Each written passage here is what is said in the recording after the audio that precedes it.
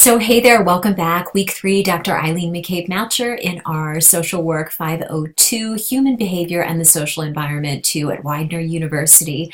This week we are going to be talking all about the impact of trauma in the assessment and diagnostic process.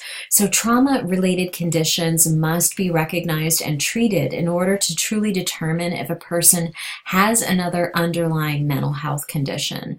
Anxiety disorders are another focus of this week's work together. So the anxiety disorders encompass a range of conditions that have similar symptoms with very unique presentations. So the range of conditions are going to be covered this week in our work together. So as always, the very first thing that you want to do is carefully check out our objectives, readings, and media by clicking on the link. So you're going to want to make sure that you're reading Chapter 7 in our Essentials of Psychiatric Diagnosis. That's the Francis text. You want to make sure that you're also reading the DSM-5, specifically pages 265 through 290, as well as this article entitled Developmental Trauma Disorder Towards a Rational Diagnosis for Chronically Traumatized Children. And so in addition to those 3 required readings, you're going to want to choose from one of these following trauma-based readings. And then we're going to scroll down to these anxiety disorder readings. And for the anxiety disorder readings, you want to make sure that you're reading all of them. So that essentially means these 2 right here. So for the anxiety disorder readings here, you're going to want to choose one of the following. So if you scroll down even further, there are some awesome week 3 videos for you to watch here.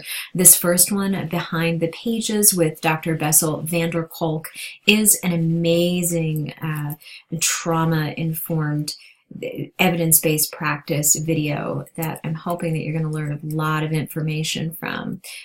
So we're also going to be showing you a video here that really shows you how childhood trauma differs from post-traumatic stress disorder, as well as a personal story of obsessive compulsive disorder.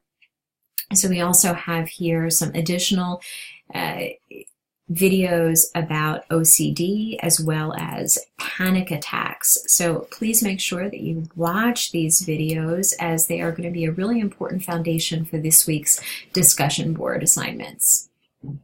So this week you have 3 discussion board posts. The first one is that dyad conversation. So remember, that's that discussion that you had last week with your condition presentation partner. And in this post, what you're going to want to do is talk about, number 1, the advantages and disadvantages of the DSM-5, and number 2, what kind of diagnostic framework would you use?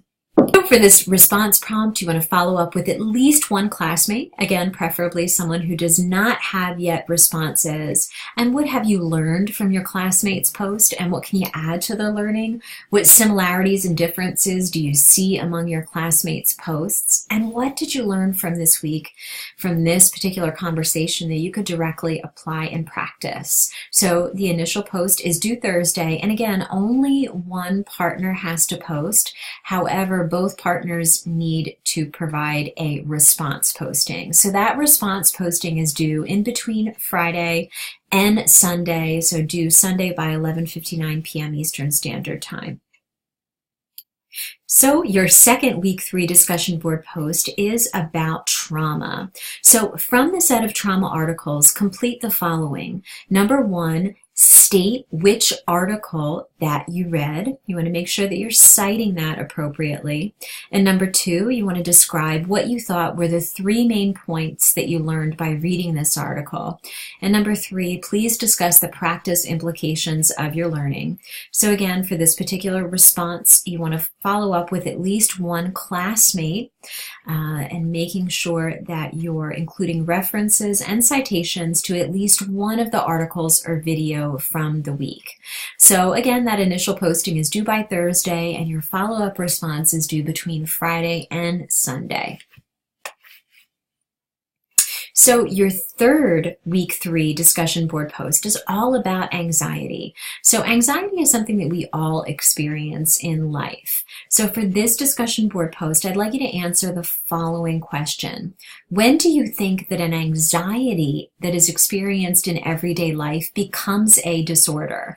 So I'd like you to give an example of general anxiety that a person might experience on any given day, and an example of anxiety that is diagnosable. So please follow up with at least one classmate, again, somebody preferably who doesn't have a response yet, indicating how your responses are similar and or differ, and what are the implications of this related to social work practice. So your initial post is due on Thursday. Your follow-up response is due between Friday and Sunday by 11:59 p.m. Eastern Standard Time. And finally, your last assignment here for week 3 is to take the week 3 quiz, which is based on the social work shared case. So I hope that you enjoyed this week's learning materials. I look forward to reading your quizzes, and I hope that you have a peaceful week doing the work here.